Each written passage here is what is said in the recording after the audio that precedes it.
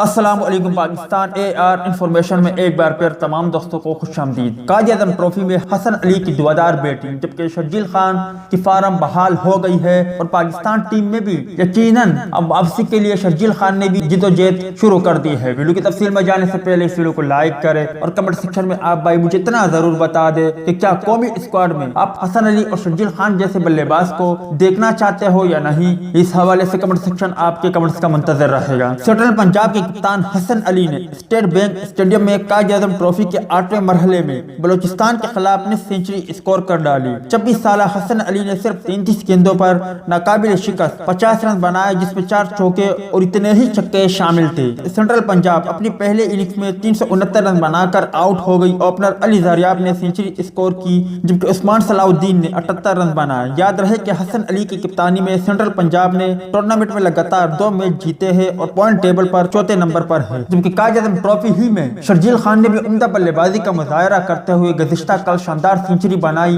جبکہ شرجیل خان نے کچھ جارحانہ چھکے اور شاندار چوکے بھی لگائے۔ اس کے علاوہ شرجیل خان کی فٹنس بھی معیاری نظر آئی، جس سے اندازہ ہو سکتا ہے کہ شرجیل خان قومی ٹیم میں واپسی کے لیے کتنی محنت کر رہے ہیں اور جس طرح دن بدن شرجیل خان کی فارم میں بہتری آ رہی ہے، امید ہے کہ بہت جلد شرجیل خان کی قومی ٹیم میں واپسی ہو جائے گی۔ ملتے ہیں کسی نیکسٹ ویڈیو میں، تب تک کے لیے اجازت دیجیے، اللہ حافظ۔